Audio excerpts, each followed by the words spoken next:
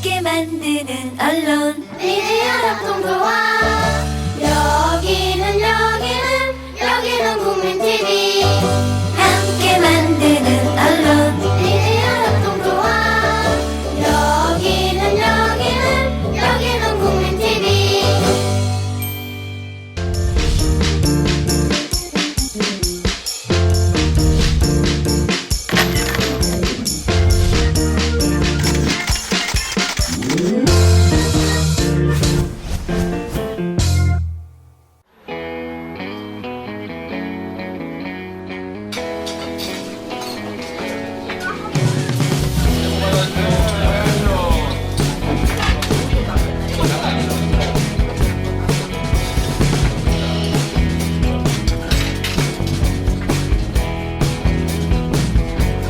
어땠어요, 음식? 맛있어요. 정말? 완전 맛있어요. 저희 지금 서민들이 주로 이용하시는 식당이라서 자유식 백반으로 하고 있습니다. 상원버섯을 이용한 백숙, 그다음에 청동우리 주물럭 이런 것을 하고 있습니다. 곳에 오시려면 어떻게 오시는지 잘 모르겠어요. 수정원 내비를 찍으면 나옵니다. 두 번째 거 전주? 전주 안산구에 있는 삼천동 그리고 전주 국립박물관 옆에 있습니다. 전주 오시면 들러주세요.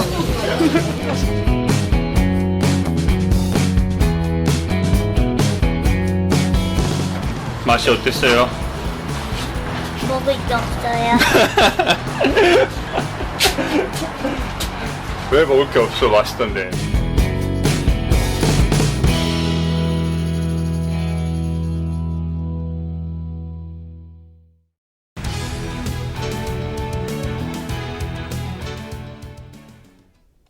시사를 맛있게 요리해드립니다. 김성수 최연의 맛있는 수다 시즌 2. 예.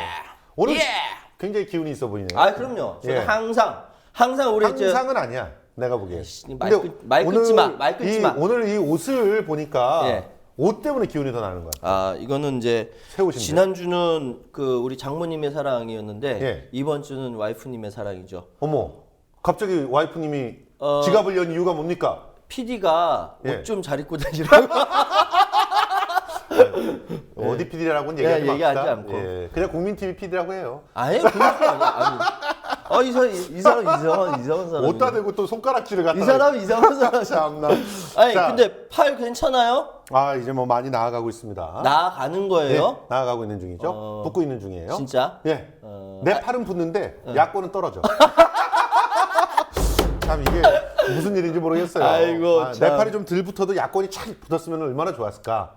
진짜? 예, 그럼요. 예. 애국자인데? 이번에 저 조경태 의원도 그렇게 장렬하게 산화하셨어, 여권으로. 장렬하게 여권으로. 산화하셨어. 근데 오케이. 참 재미난 장면이 있었잖아요. 어떤 거요? 탈당한 지 이틀 만에 예. 최고위원회 새누리당 최고위원회 딱 참석하면서 거기서 이제 입당 선언을 했는데 인사할 때 그런데 거기서 이제 기자들이 질문을 했잖아요. 그동안 뭐 김무성 대표도 뭐라고 이렇게 접촉을 했고 윤상현 의원도 접촉했는데 어떤 분의 말씀을 더 들었느냐 이랬는데 갑자기 안철수 대표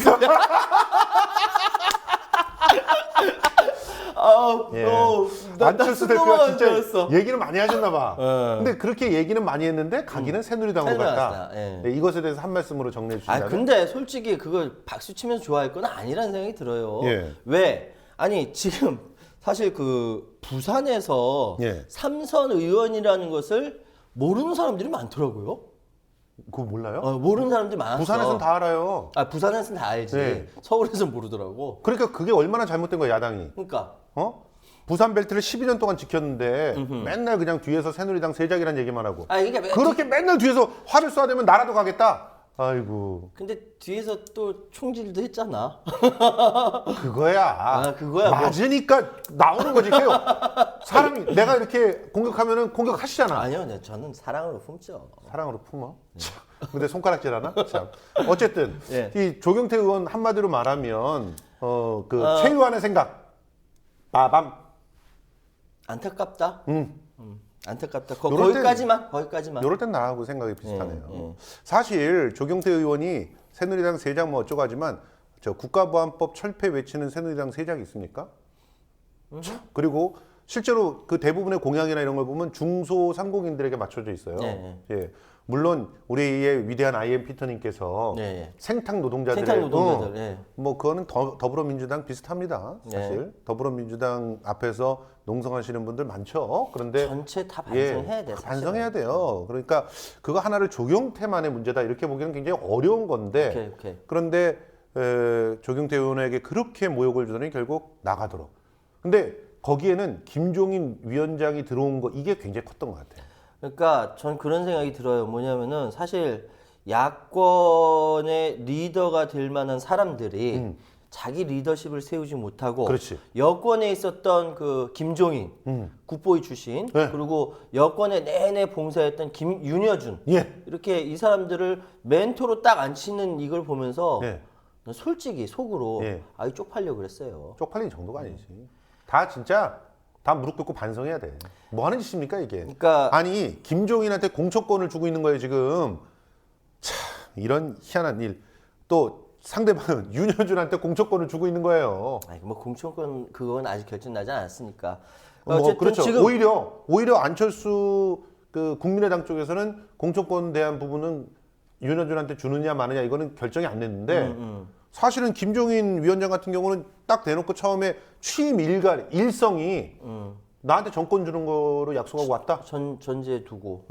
그리고 뒤에 들리는 말에 의하면 국민의당한테도 똑같은 걸 요청했는데 국민의당은 노했다. 이런 얘기가 들린단 말이에요. 그러니까 당연히 김종인 위원장에 대해서 뭐라고 할 수밖에 없는 거 아니겠습니까? 근데 어쨌든 지금까지 야권이 무엇을 했는지. 그러니까 과연 전 제일 씻고 싶은 게 86들이에요, 86들. 86학번? 아니야, 86 그냥 예전에 386 486, 586 줄여가지고 86세대라고 하잖아요. 그 그러니까 86. 80년대 학번이면서 60년대 태어난 사람들. 그리고 댁도 80년대 학번이면서 60년대 아이, 태어났어요. 그러니까 제도권에 들어가서 무능하게 있는 86들에 대해서 이야기하는 거예요. 저는 뭐냐면은 과거에 전두환 정권, 박정희 정권 좀 늦구나. 전두환 정권이 뭐니 하여튼 그렇게 치열하게 민주화 투쟁을 했으면서 이제 와서 거기에 국보에 참여해서 거기서 조아려 가지고 성장한 사람한테 공천권을 받자. 공천권 주세요. 이런 제발 우리 당 좀 안정시켜 주세요. 이게 아이고 신발, 아이고 야, 신발. 근데 우리 이렇게 얘기하다 이거 뭐 국민 TV 프로그램인데 괜찮아. 아이 겁 안 나. 우리 시청자들은 다 이해하실 거라고 생각합니다. 네, 이게 맞아요. 아파서 그런 겁니다. 아파서 아픈 만큼 성장할 수 있게끔 쓴소리를 들어야 될 땐 들어야 된다고 생각해서 그래서 저희가 오늘 특별한 시간을 만들었습니다. 예. 바로 이렇게 야권의 분열 예. 이 부분에 대해서 아주 날카롭게 정말 상처가 난 부분을 오목조목 이렇게 잘 진단을 해줄 수 있는 그런 분을 한번 모셨죠. 그런 분이 계세요? 그럼요. 지금 간단하게 서강대학교 현대정치연구소 야, 현대정치연구소. 현대정치연구소의 선임연구원으로 계시고 예. 그리고 이제 실제로 서강대 정외과에서 정치외교학과에서 강의를 하고 계시는 오세재 박사님을 박수로 환영해 주세요. 예. 안녕하십니까? 안녕하세요. 안녕하세요. 예. 뭐 그래도 그 요즘 관심 있게 연구하시는 분야에 대해서 좀 저희가 좀 질문을 드리면서 간단하게 좀 더 소개를 할 수 있는 시간을 좀 드리도록 하겠습니다. 아무한테나 드리는 시간이 아닙니다. 예. 절대 아무한테 안 돼요. 예. 저는 제 논문이 이제 이 386 세대, 예. 그러니까 과연 아직도 그 세대 효과를 가지고 있느냐, 그래서 아직도 진보적인가 이런 것들을 경험적인 이 연구로 했고요. 예. 예, 박사학위 논문인가요, 그게? 예, 그렇습니다. 그러니까 이게 우리가 30대 딱 맞는 사람을 불러온 30대에 거예요. 80년대 학번이었고 60년대 태어났던 사람들 네, 그걸 그렇게 이제 386이었는데 차츰차츰 나이 먹으면서 486, 586이 됐죠. 그렇습니다. 네. 그래서 지금 아직도 그들이 세대로서의 어떤 진보적 가치를 갖고 있느냐 이 부분에 대해서 논문을 써서 이제 박사학위를 받으신 건데 네. 그러면 전체적인 그런 생각은 이제 386 세대에 대해서 어떤 그 평가를 내리시고 계신 건가요? 그러니까 결론만 말씀드리면 예. 현재로 말하면 이제 50대 중반까지 걸쳐 있고요, 예. 40대 후반 예. 이렇게 남아 있는 거죠. 예. 그럼에도 불구하고 물론 통계는 2012년 대선 때 통계지만 그렇죠. 그때로부터 한 20년간의 통계를 가지고 분석해 본 결과 예. 2012년 현재 아직도 진보적이다. 아직도 이런 진보적이다. 결론을 아직도 내렸죠. 아직도 진보적이라서 그러면 우리 사회 안에서 어떤 영향력을 끼쳐야 된다. 그렇습니다. 예.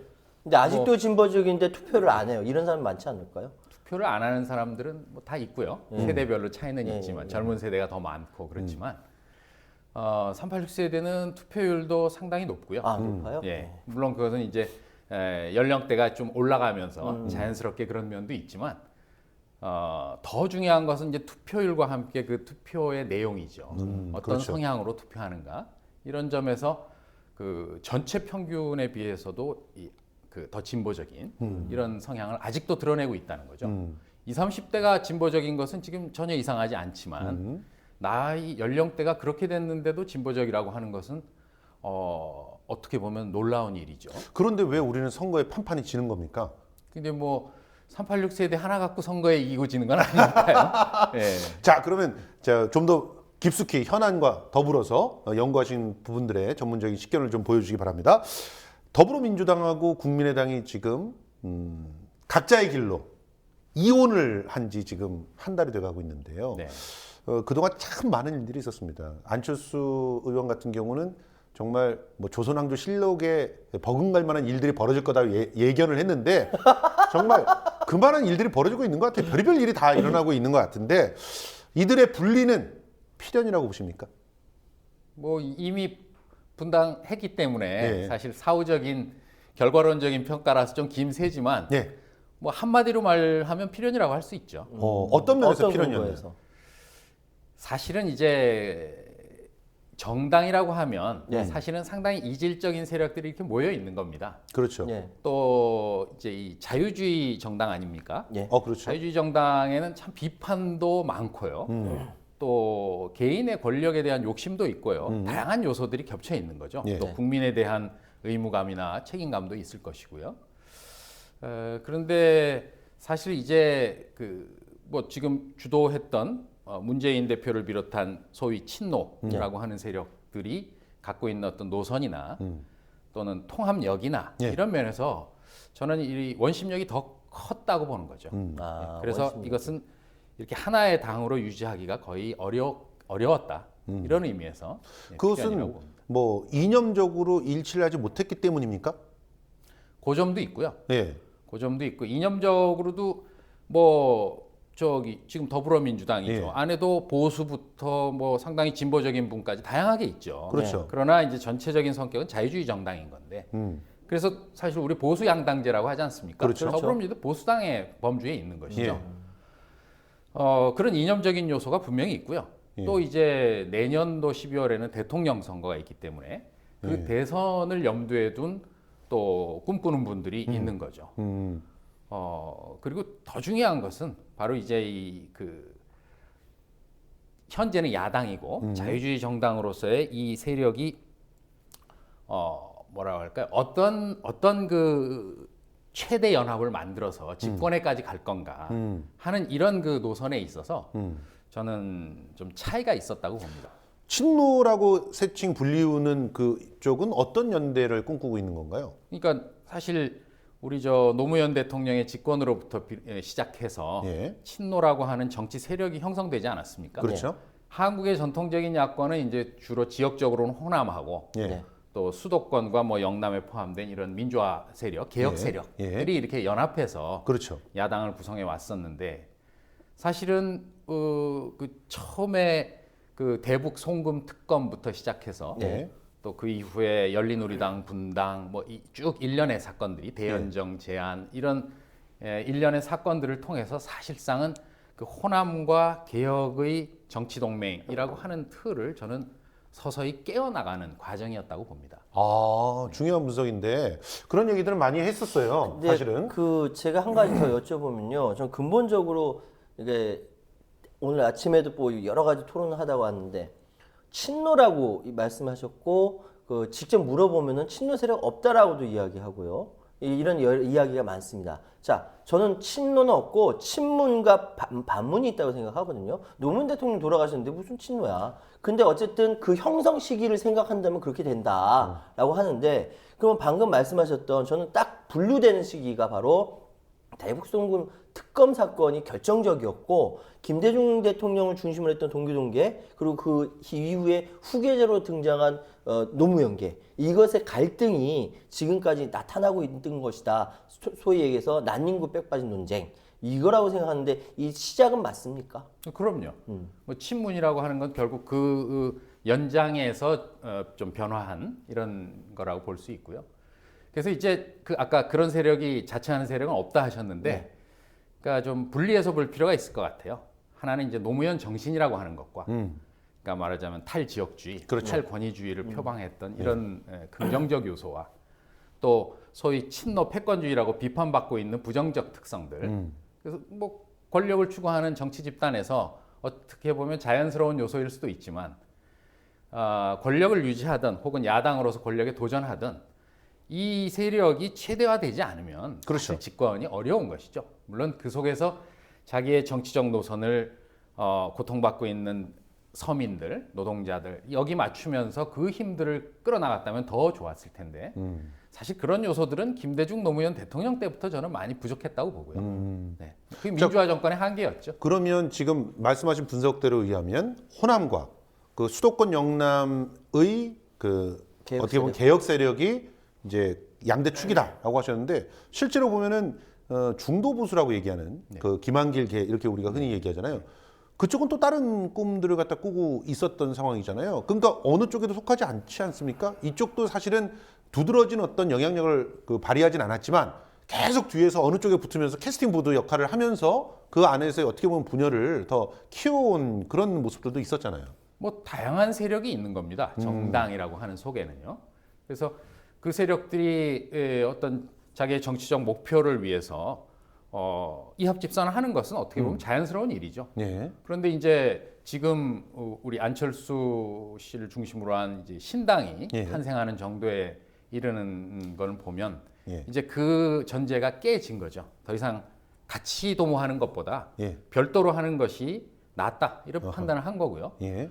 그 결과는 뭐 총선에 어쨌든 이런 야당의 분열 현상적으로 이건 분열이거든요. 예. 그렇죠. 이것이 좋지 않은 결과를 초래할 거라는 것은 너무나 명확한 거죠. 예. 다만 그 이후에 있는 대선을 바라보면서 각자의 정치적 계산도 다를 것이고요.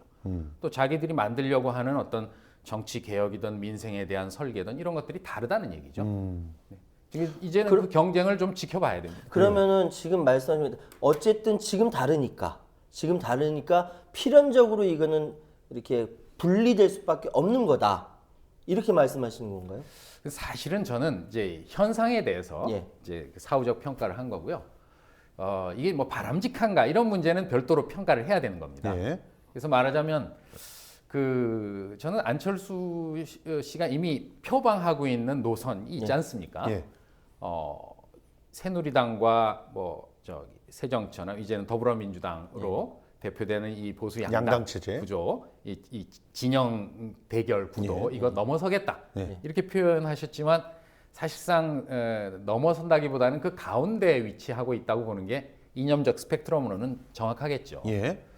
그래서 그런 스펙트럼에서 그런 위치에서 과연 얼마나 혁신적인 민생에 대한 대안들을 내놓을 수 있을까? 저는 이 점에서 대단히 회의적입니다. 이미 서 있는 위치가 지금 우리 뭐 자살률 1위, OECD 1위, 뭐 온갖 지표들이 다 나오고 있지 않습니까? 그런 우리 비정규직 뭐 증가율 세계 1위, 뭐 이런 청년 실업률 뭐 급증하고 있고 누구도 10%라고 생각 안 하죠.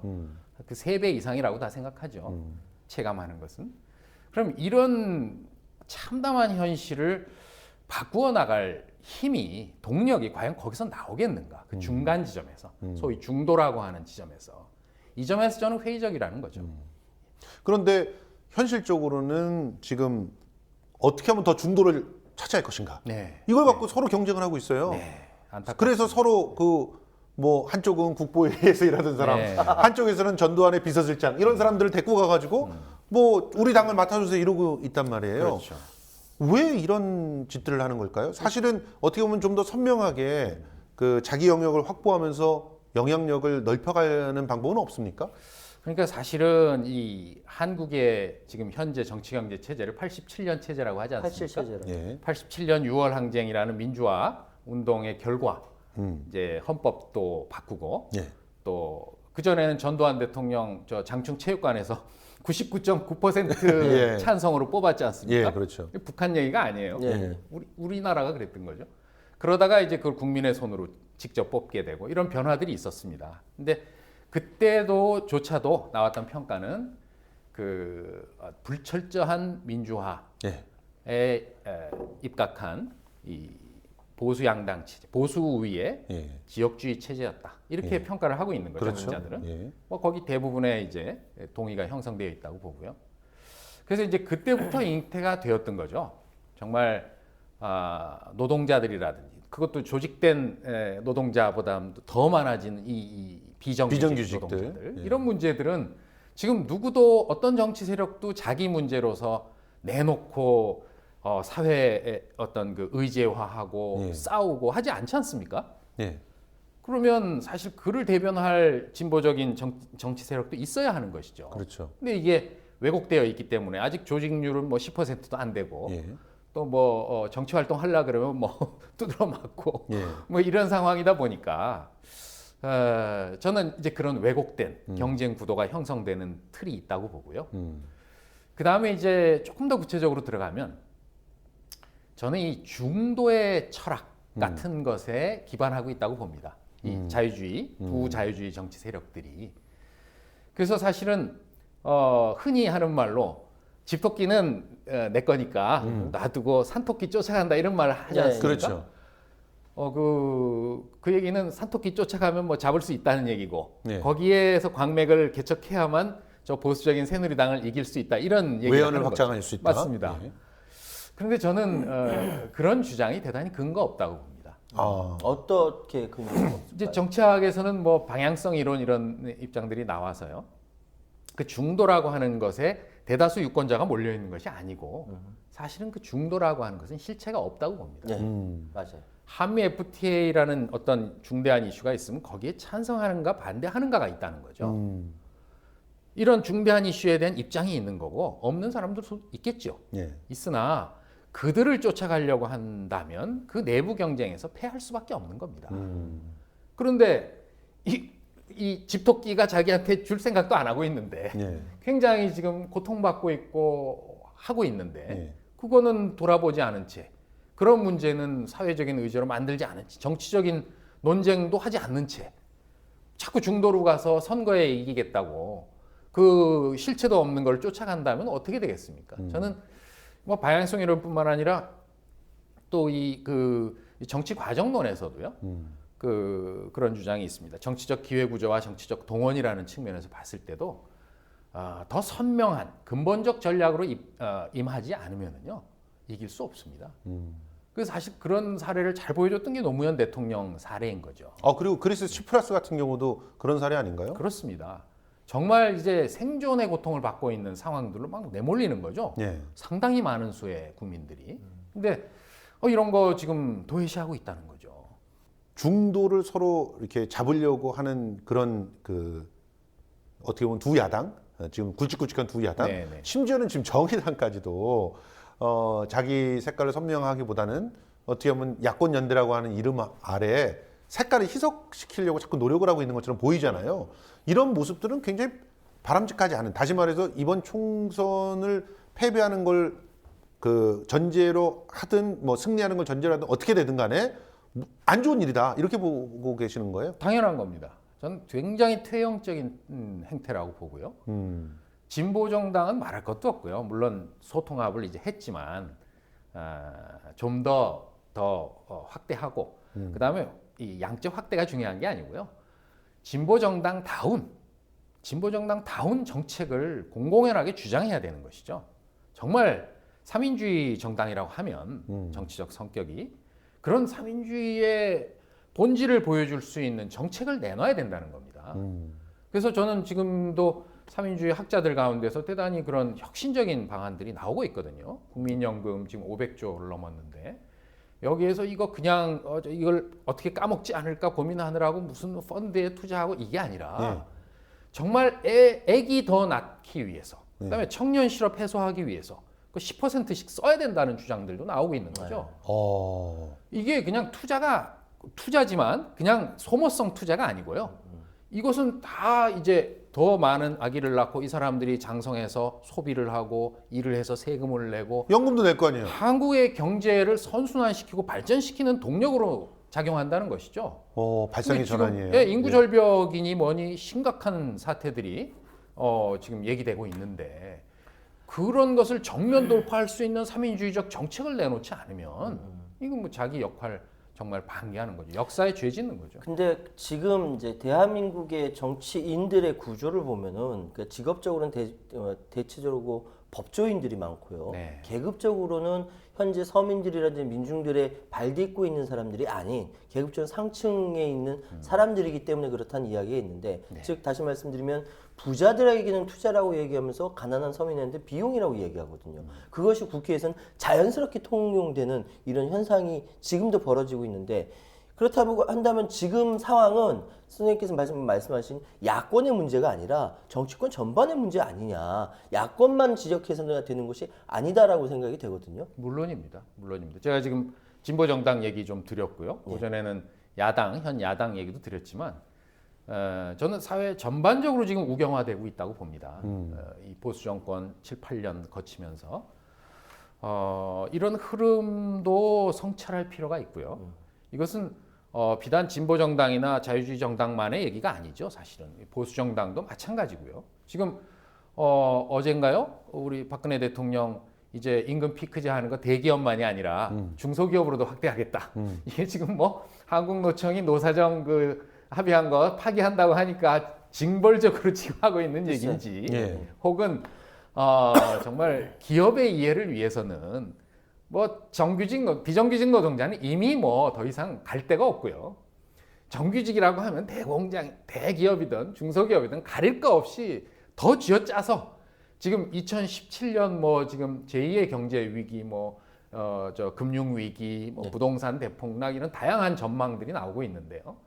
이런 것들을 일시적으로 폭발하는 대선 전에 하면 굉장히 정치적으로 곤란하니까 이거를 끊임없이 이렇게 말하자면 연착륙시키기 위한 어떤 전략적인 행보라고 봐야 되는 것인지 좀 더 신중하게 판단해야 되겠지만 하여튼 보수의 대응은 이제 실망 정도를 넘어서 이건 나라를 정말 이렇게 해서 존속시킬 수가 있을 것인가? 이 다가오는 위기에 이 국민들, 이 서민들 다 죽이고 나서 어떻게 나라를 유지할 것인가? 나라를 유지할 필요가 없죠. 그들은 다른 나라로 가면 되니까.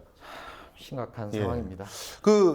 이 부분에 대해서 이제 문제를 공유를 한다면 저는 이런 발상의 전환도 가능하지 않을까요? 다시 말해서 지금 우경화되는 상태에서 그 우경화의 아젠다를 쥐고 끌고 가는 그런 세력들은 극우잖아요, 거의. 극우 보수잖아요. 그 극우 보수를 합리적 보수와 이렇게 분리시킬 수 있는 그런 작전도 필요하지 않습니까? 그런 측면에서 예를 들어 국민의당 같은 경우가 그런 역할을 할 수 있게 두고 더불어민주당 같은 경우는 오히려 자기 집토끼들을 챙기는 방식으로 가면서 외연을 서로 확대하면 어떻게 보면 중도와 진보 쪽의 외연들이 자꾸 넓어지니까 극우는 한쪽으로 몰려가서 떨어져 나갈 수밖에 없는 그런 상황들도 가능하잖아요. 그렇게 되면서 다시 정치적 구도를 판을 짤 수 있는 그런 가능성도 있지 않습니까? 이제 대단히 재미있고 섬세한 얘기를 지금 제기해 주신 건데요. 왜냐하면 지금 전체 야권의 지지도는 10% 이상 올라갔거든요. 예. 그러니까 그 10% 먼저 말씀드리면 네. 그건 안철수 신당이 있기 때문에 국민의당이 있기 때문에 가능했죠. 그 스탠스가 바로 그 중도에 있기 때문에 안철수 씨가 처음에 안철수 현상이 불 때는 어땠습니까? 그걸 폭발적이었죠. 따따블 정도 갔었으니까 이 정도의 지지도가 나오는 것은 이상하거나 놀랄 일은 아닙니다. 충분히 가능한 얘기지만 저는 근데 이것이 계속 지속될 건가에 대해서는 좀 회의적입니다. 정책이 나와봐야 합니다. 그렇죠. 과연 제가 기대하는 대로 지금 정말 고통받고 있는 사람들을 위한 민생의 대책이 나올 것인지 그렇지 않으면 진짜 어정쩡한 중도적 이런 얘기들을 또 하고 무슨 국회의원 수 줄인다느니 정치개혁 얘기 또 하고 말지 이건 두고 봐야 되는 거고요. 그 앞에 해주신 문제제기는 정말 재미있는 얘기인데요.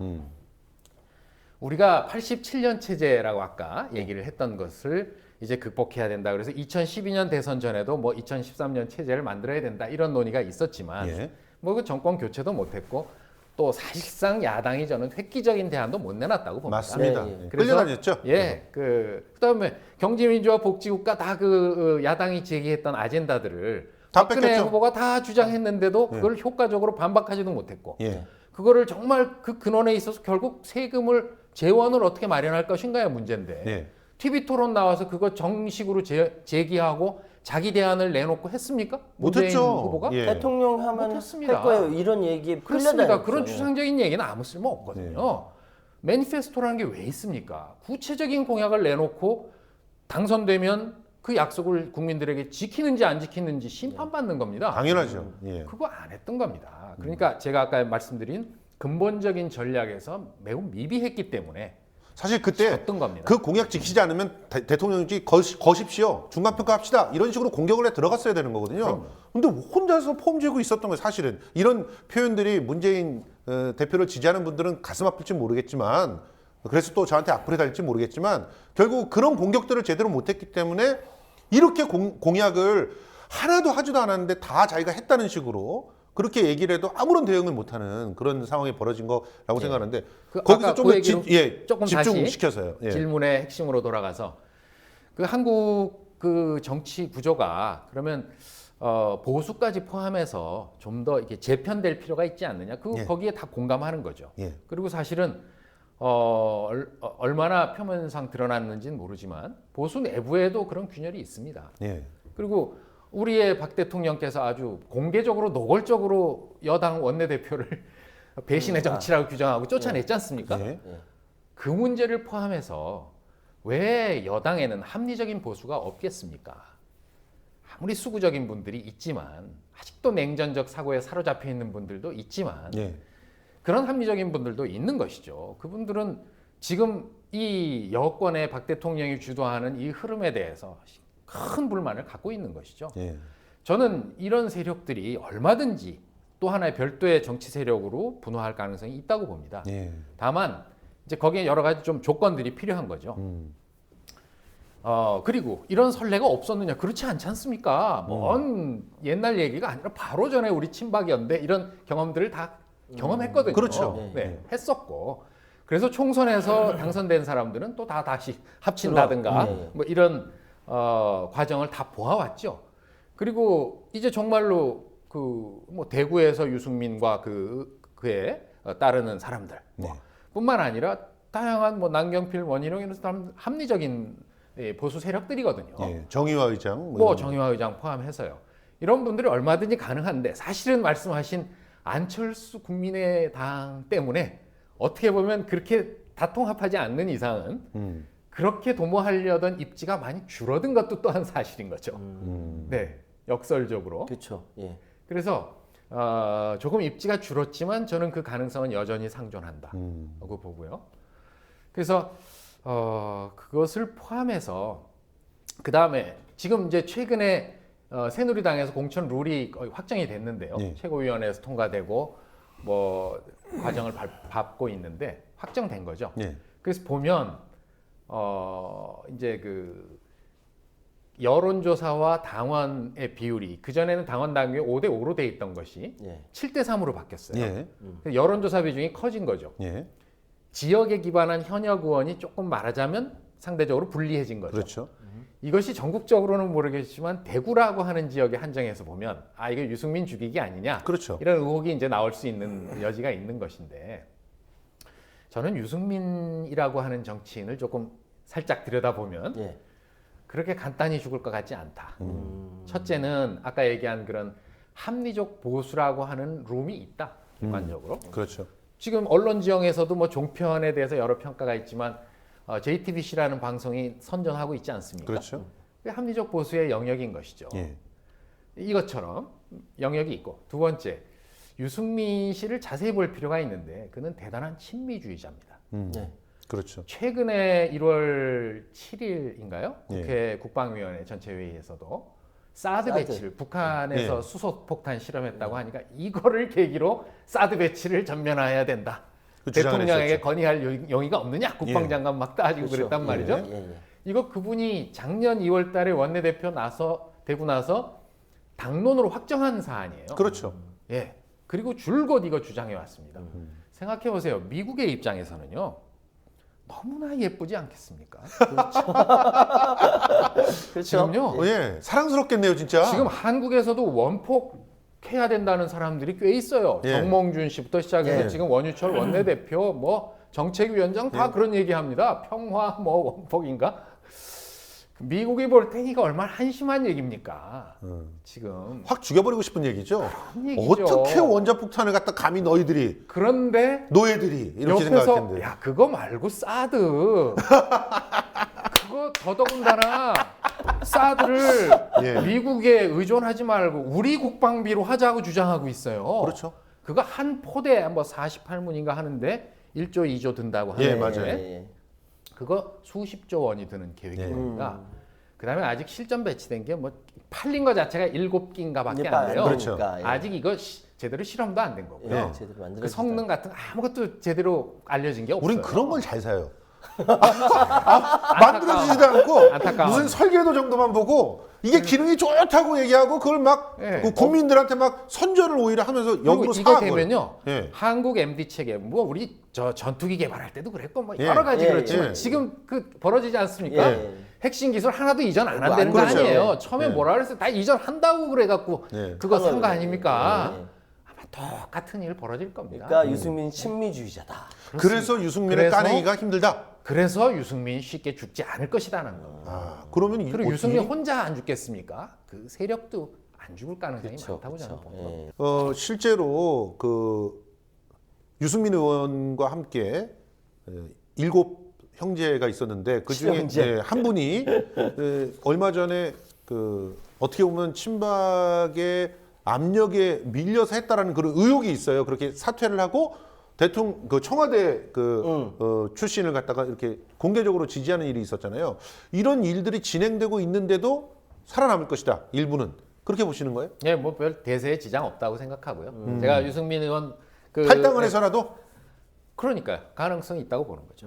어. 공천을 못 받을 가능성이 많거든요. 많죠. 예. 많죠. 신인 우대하고 그렇죠. 장관 아닌 다음에 다 가산점 주고 이렇게 하면 그 다음에 여론조사 비율 높였고 또 현역은 10% 이상 앞서야 되고 이런 여러 가지 그 공천 룰에 따르면 굉장히 복잡하던데.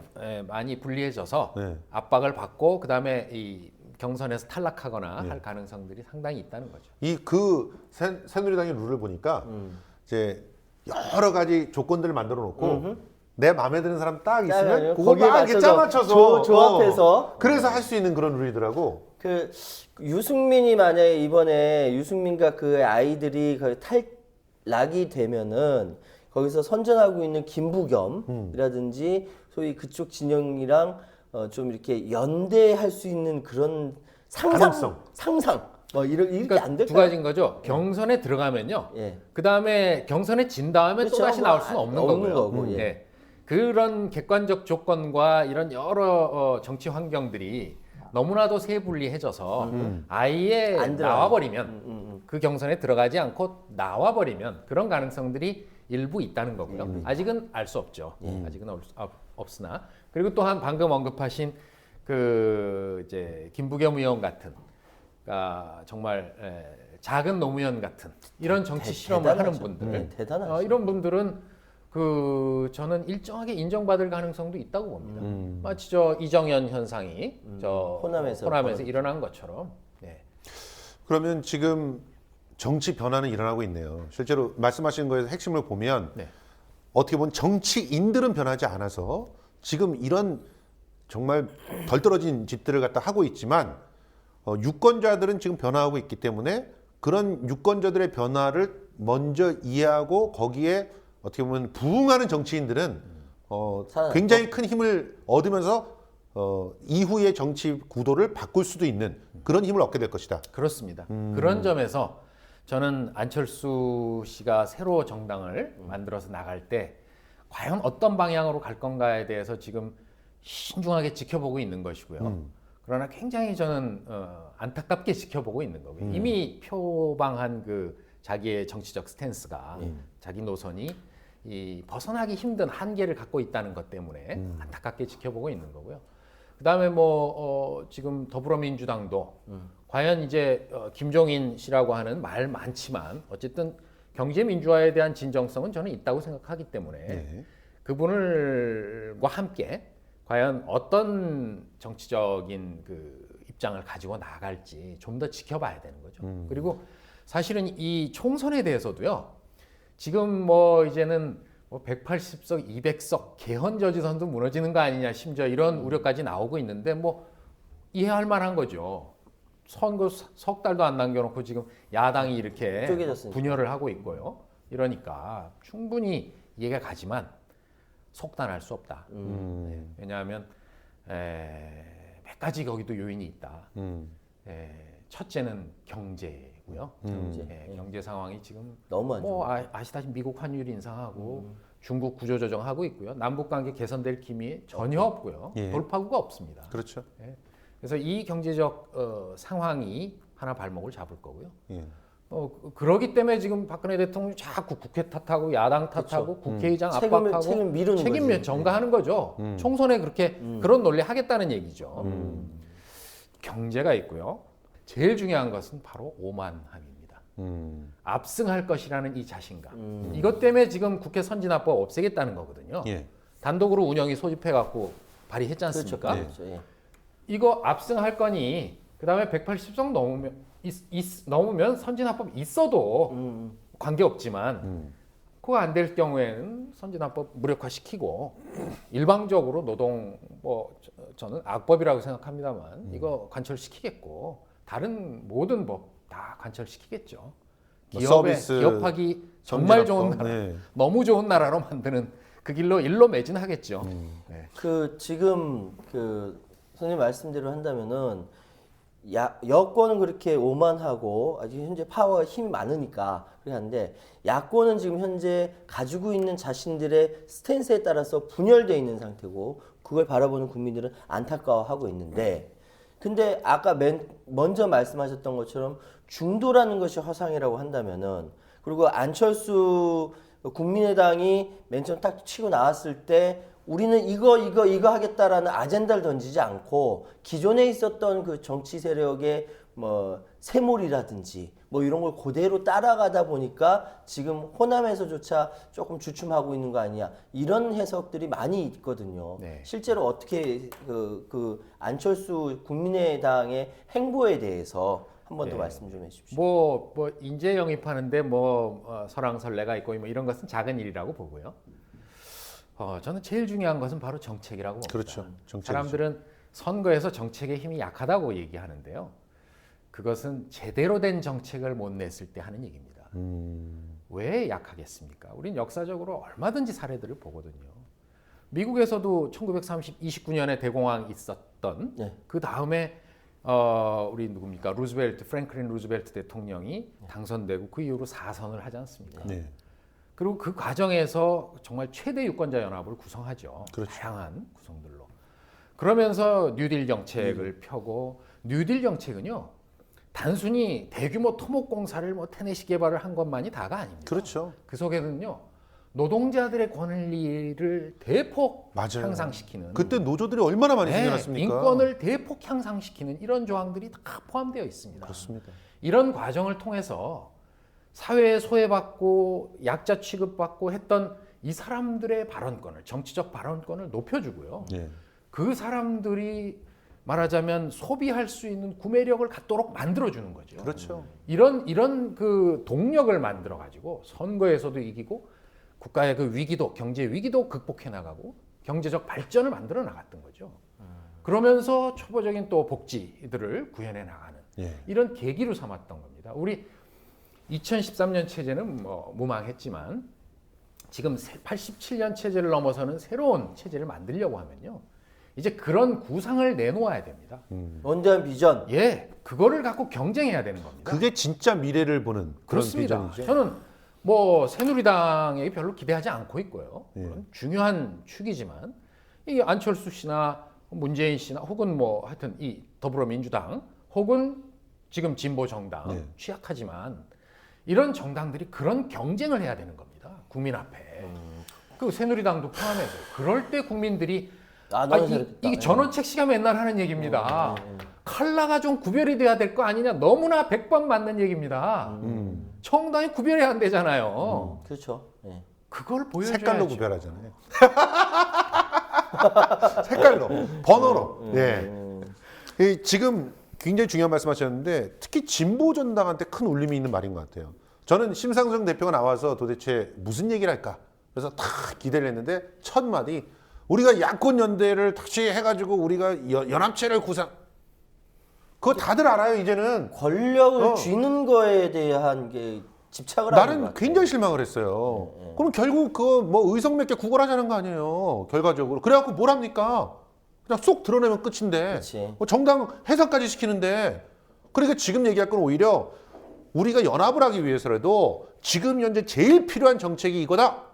예를 들어서 뭐 그 이 획기적으로 서민들의 빚을 탕감해 주자. 뭐 이런 식의 정책들 딱 선도적으로 내놓으면서 이 정책에 동의하는 놈들부터 이런 식의 리더십을 보여줘야 되는 거 아니겠습니까? 그러니까 내가 제일 마음에 드는 정책은 뭐냐면은 예전에 사회당 계열에서 얘기했던 기본소득이라는 거. 아, 그렇지. 이런 것들도 굉장히 기본소득이라니까 국민들, 그러니까 그 박근혜 대통령, 그러니까 후보 시절 때 모든 어르신들에게 20만 원씩 주고 이거 아니라 모든 국민들에게 40만 원씩 살 수 있는 기본소득 뭐 이런 것들이 나오면은 나는 그냥 잽싸게 가가지고 그냥 찍고 내가 선거운동 해줄래. 어떻게 생각하십니까, 선생님? 아니 뭐 저는 뭐 기본소득 굉장히 좋은 안인데 이제 저는 좀 이 진보 학계와 정치계에서도 좀 더 좀 논의가 고민해야죠. 숙성돼야 된다고 보고요.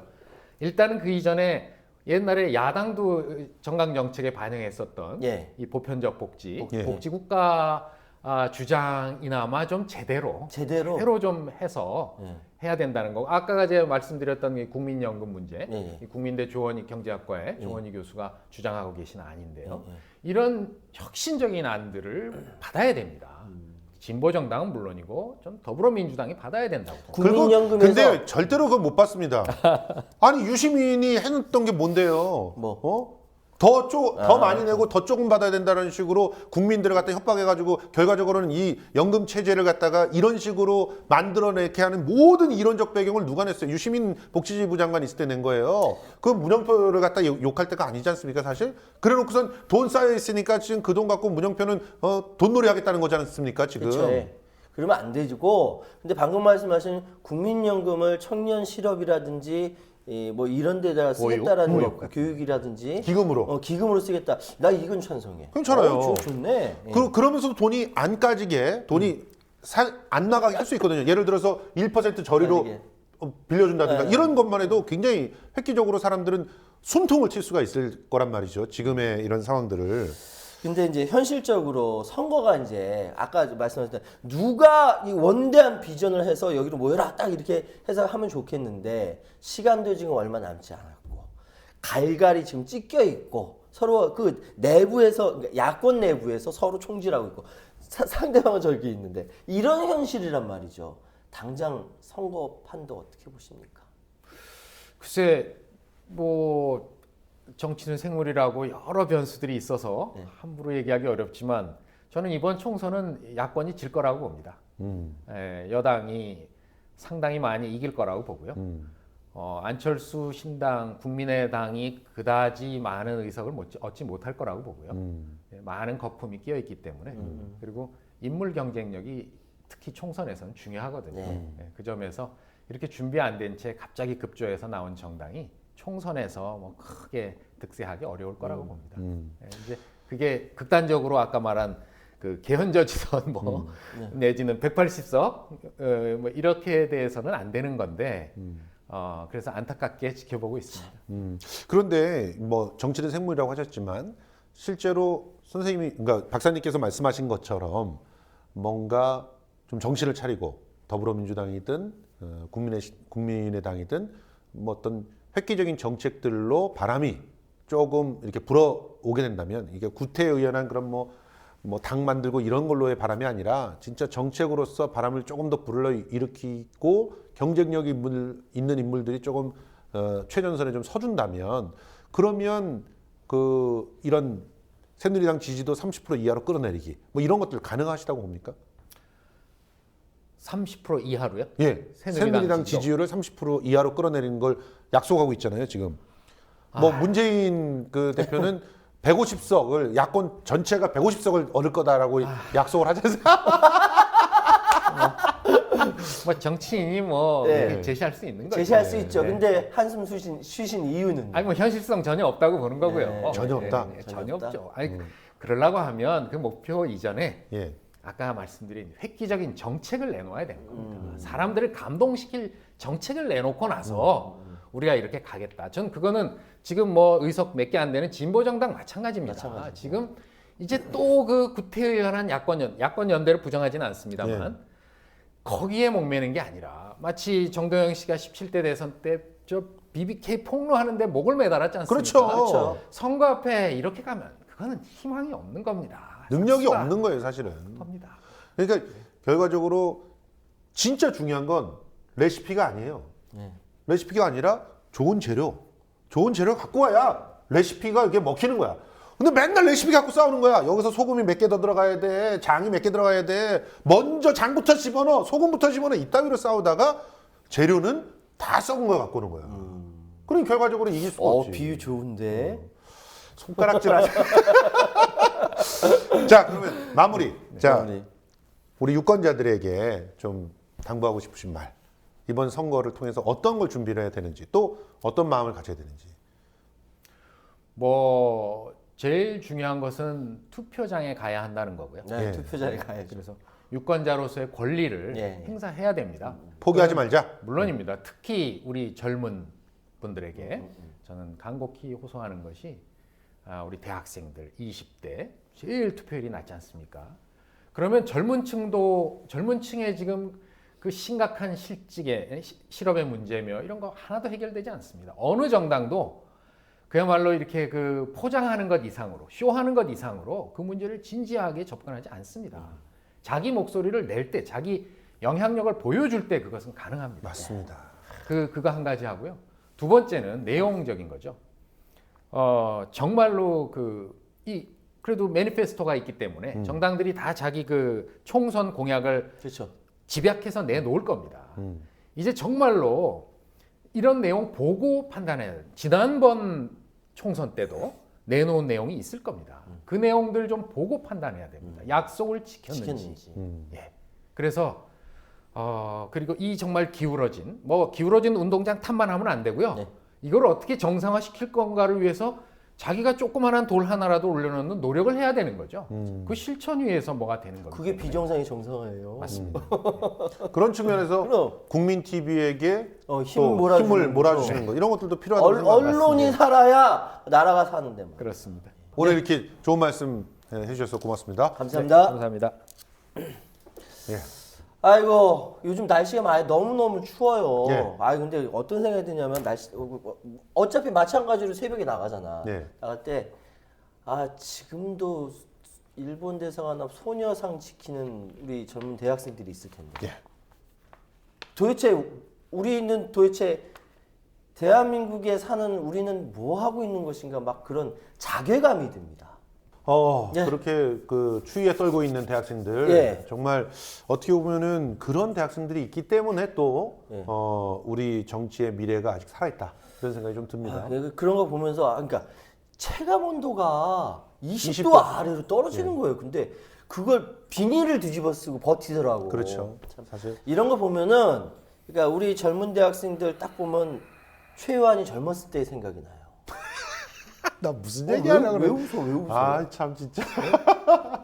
예. 최유한이 젊었을 때 그 열정적인 모습. 젊었을 때 다 그랬어요. 그랬어요? 그리고 당신도 그랬습니까? 386 그럼요. 386 의원들도 다 그랬어요. 그랬어요? 김문수 의원 안 그랬을 것 같아요. 김문수 나 악수해놓고 연결입니다 하고 내가 손도 안 씻는 근데 지금 사람이야. 그러고 살잖아. 그러니까 처음처럼 우리 신영복 선생님께서 돌아가셨는데 신영복 선생님이 저 대학원 스승님이시기도 합니다. 네. 처음처럼 이렇게 서민들이 마시는 술이라고 로열티 안 받고 처음이라 쓰셨어요.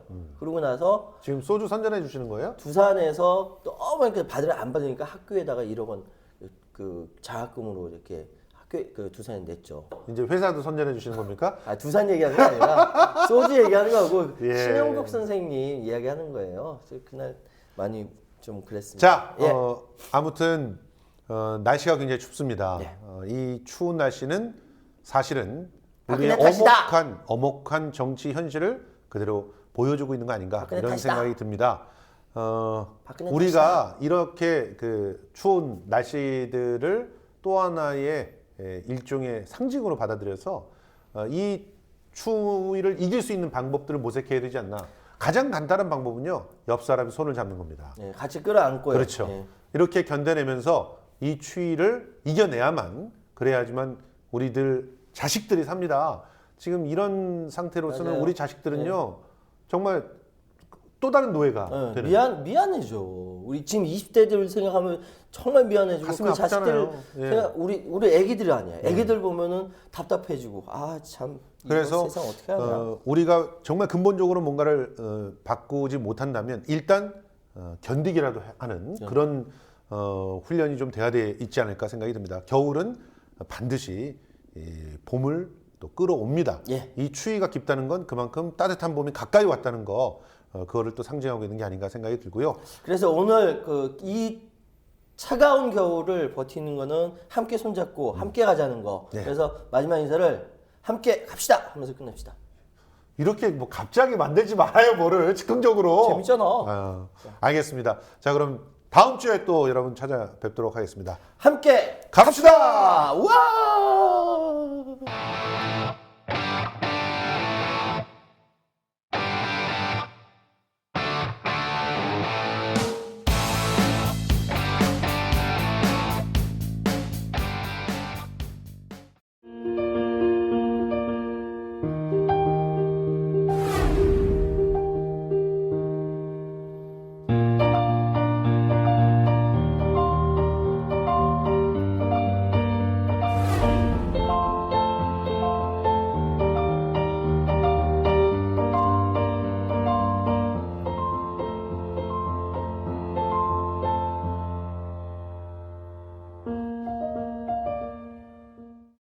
놓지 않아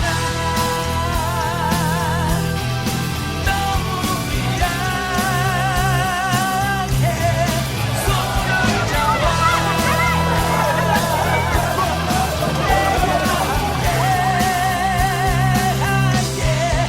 놓지 않아